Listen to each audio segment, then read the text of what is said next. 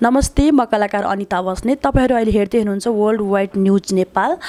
यो च्यानललाई चाहिँ तपाईहरुले लाइक, कमेन्ट, शेयर, सब्स्क्राइब सबै गरिदिनु होला। मैले त पहिल्यै गरिसके, तपाईहरुले पनि गरिदिनु है।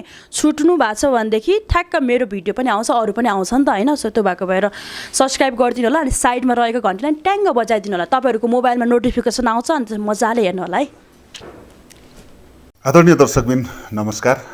आज पनि राजनैतिक गतिविधि सम्बन्धी एउटा तातो विषय तपाईहरु सामु प्रस्तुत गर्दैछौँ हामीले।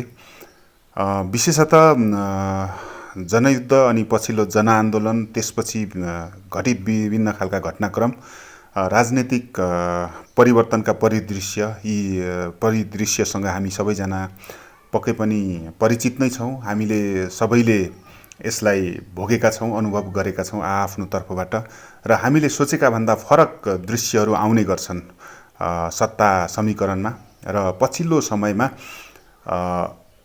नेकपाको झन्नै 2/3 सरकार अहिले स्थापितै छ।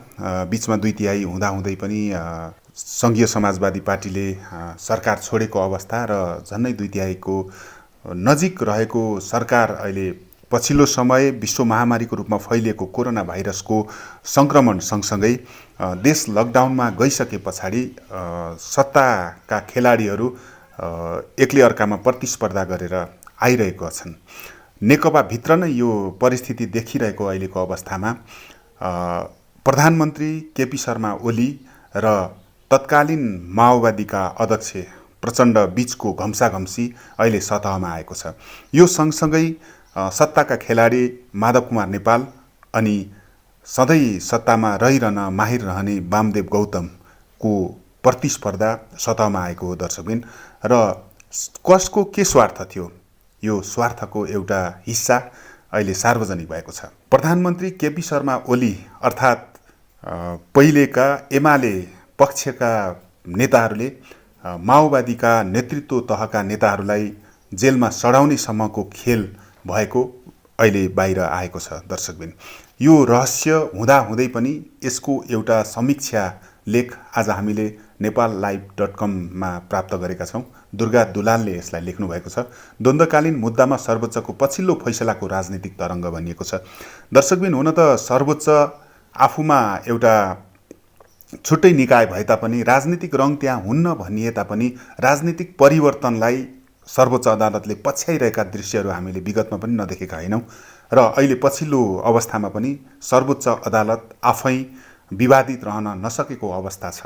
र सर्वोच्च अदालतले के गरेको थियो र यसमा कस्तो खालको रणनीति बनाएर अगाडि जाने भनिएको थियो, यो विषयको एउटा समीक्षा, एउटा विश्लेषण यो लेखमा छ। यो लेखलाई तपाईहरु सामु म प्रस्तुत गर्न चाहन्छु।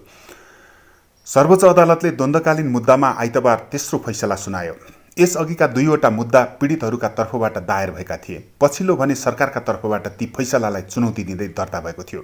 सर्वोच्चले 2070 मा आम माफी दिन नपाइने, मुद्दा अनिवार्य चलाउनु पर्ने र मेलमिलाप नहुने जस्ता विषयमा समेटेर कानुन संशोधन गर्न भनेको थियो।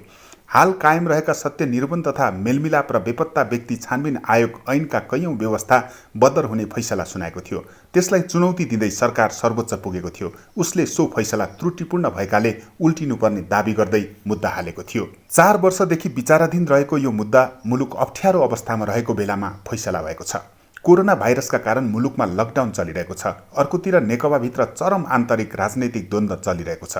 नेकपाभित्रका पूर्व माओवादीसँग प्रत्यक्ष सरोकार राख्ने यो विषयमा द्वन्द्वकालीन अपराधमा संलग्न कसैले पनि उन्मुक्ति नपाउने फैसला भएको छ। माओवादी र एमाले भित्रको आन्तरिक द्वन्द्वलाई समेत जोडेर हेरिने यो विषयमा सर्वोच्चको पछिल्लो फैसलालाई अर्थपूर्ण रूपमा हेरिएको छ। सर्वोच्चको यो फैसलापछि अब सरकारमाथि स्थानीय र अन्तर्राष्ट्रिय रूपमा दबाव बढ्नेछ। यसअघि सरकारले सर्वोच्च अदालतमा मुद्दा विचाराधीन रहेको तर्क गर्दै ऐन संशोधनलाई टार्दै आएको थियो। अन्तर्राष्ट्रिय मञ्चमा पनि उसले यही तर्क अघि सारेको थियो। तर अब उसको यो तर्क समाप्त भएको छ। अन्तर्राष्ट्रिय समुदायले यो मुद्दालाई गम्भीर रूपमा लिइरहेकाले अब लकडाउन समाप्त भएसँगै ऐन संशोधनको अन्तर्राष्ट्रिय दबाव सिर्जना हुने निश्चित छ। त्यस्तै स्थानीय रूपमा पनि पीडितहरूले लामो समयदेखि सर्वोच्चको फैसला अनुसार ऐन संशोधन गर्नुपर्ने माग गर्दै आएका छन्। सर्वोच्चको फैसलासँगै अदालतमा मुद्दा बाँकी भएको भन्ने सरकार तथा कतिपय राजनीतिक पार्टीको तर्कको बहाना सकिएको छ। अब एकमात्र काम भनेको अदालतको 2070 फागुन 14 गते भएको फैसला अनुसार संशोधन गर्ने र द्वन्द्वकालमा मानव अधिकार हननका घटनामा संलग्नहरूको फाइल खोलेर अनुसन्धान सुरु गर्ने हो। 14 वर्षदेखिको राजनीतिक दाउपेच। 14 वर्षदेखि जारी रहेको राजनीतिक दाउपेच आइतबारको फैसलापछि अब कार्यान्वयनमा जानुपर्ने चरणमा प्रवेश गरेको छ। सशस्त्र युद्धबाट शान्ति प्रक्रियामा आएको तत्कालीन नेकपा माओवादी र सरकारका बीचमा 2063 मङ्सिर 5 गते विस्तृत शान्ति सम्झौता भएपछि यो प्रक्रिया सुरु भएको थियो। उक्त सम्झौतामा 1 वर्षभित्र द्वन्द्वकालमा भएका मानव अधिकार हननका घटनाको छानबिन गर्न आयोग गठन गर्ने र 6 महिनाभित्र बेपत्ताहरूको अवस्था सार्वजनिक गर्ने भनिएको थियो।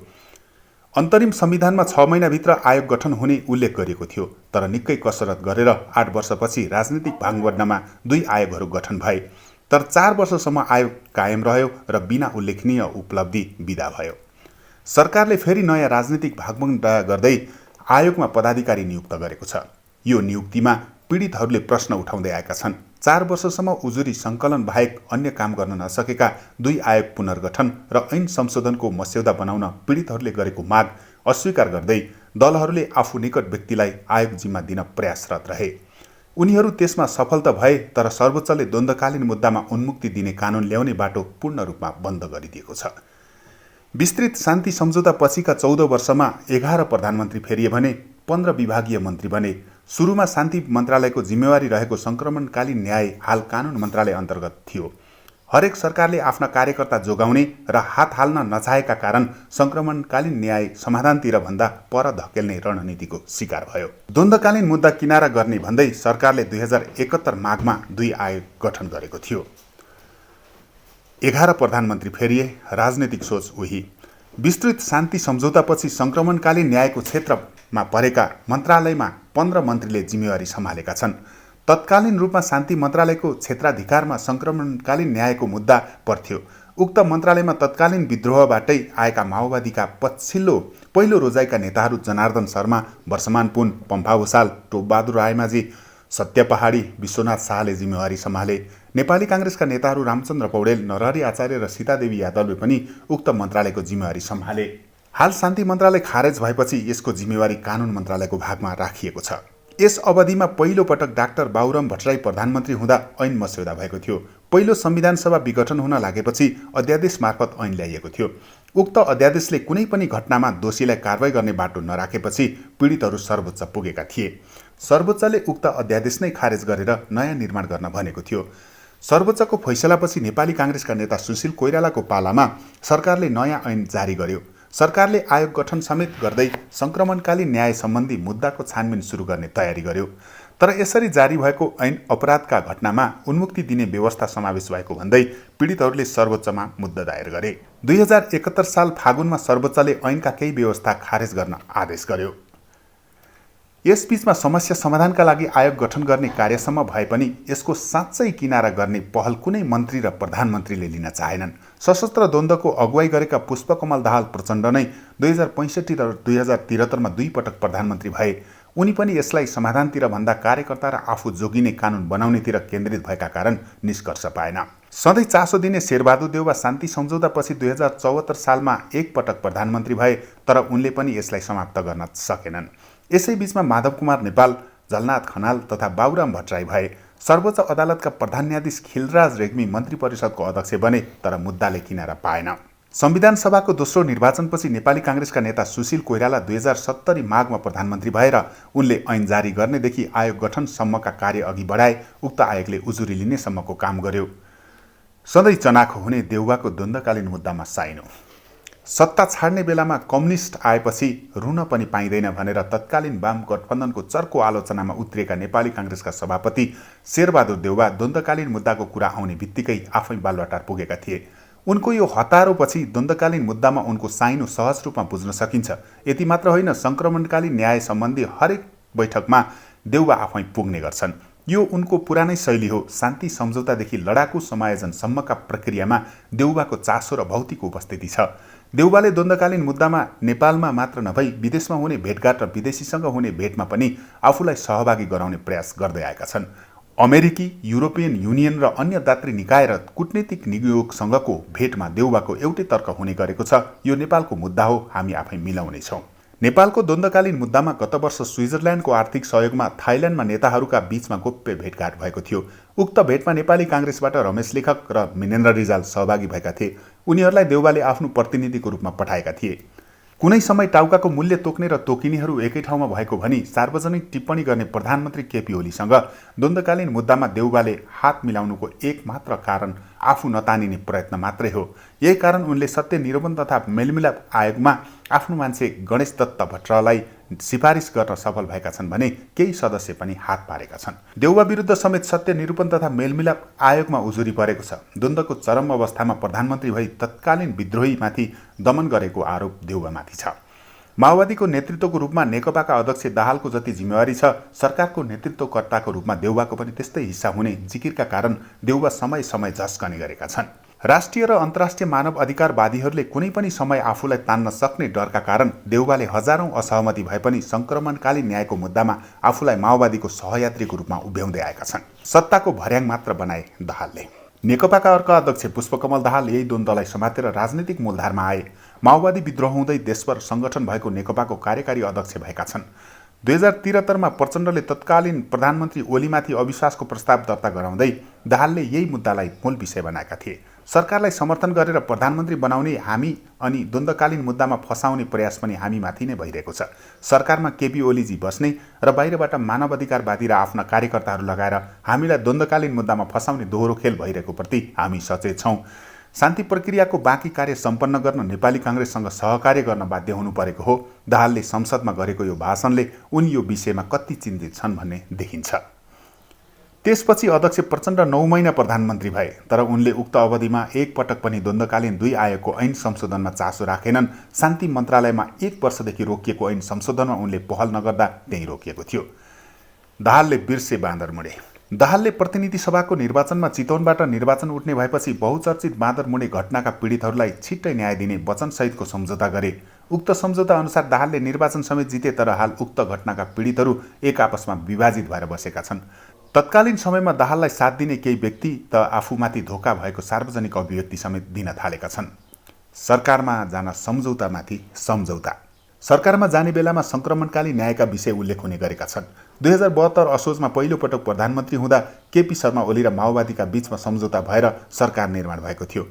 पछि दाहालले नेपाली काङ्ग्रेससँग यस्तै सम्झौता गरेका थिए। यस्ता सहमति यसअघि विभिन्न समयमा भएका थिए, तर ती अलिखित थिए।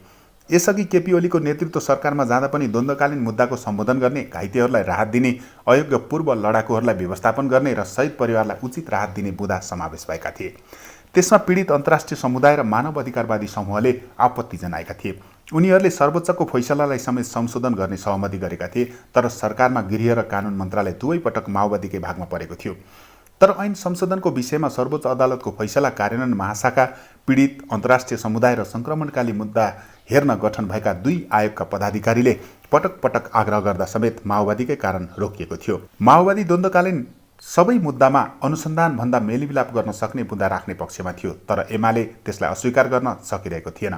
एमाले अन्तर्राष्ट्रिय समुदाय र पीडितहरूलाई देखाउँदै आफूलाई बाहिर राखिरहेको थियो। सधैँ अल्मल्याउने रणनीतिमा तत्कालीन एमाले। माओवादी केन्द्र र नेकपा एमाले मिलेर नेकपा बनिसकेका छन्। उनीहरूको पार्टी एक नहुनु अघि द्वन्द्वकालीन मुद्दामा सबैभन्दा चर्को आलोचक एमाले थियो। हालका प्रधानमन्त्री केपी ओली सधैँ माओवादीप्रति आक्रामक देखिन्थे, तर सत्तामा जाने समयमा भने एमाले माओवादीलाई द्वन्द्वकालीन मुद्दामा सहयोग गर्ने वचन दिने गर्थ्यो। एमालेलाई माओवादीले नेता सहमति गर्ने र कार्यकर्ता मुद्दा उचाल्ने आरोप लगाउने गर्थ्यो। तत्कालीन माओवादीहरू मानवाधिकारवादीको नाममा एमालेका कार्यकर्ताहरूले विदेशी सहयोगमा द्वन्द्वकालीन मुद्दा उचाल्ने गरेको टिप्पणी गर्ने गर्थे।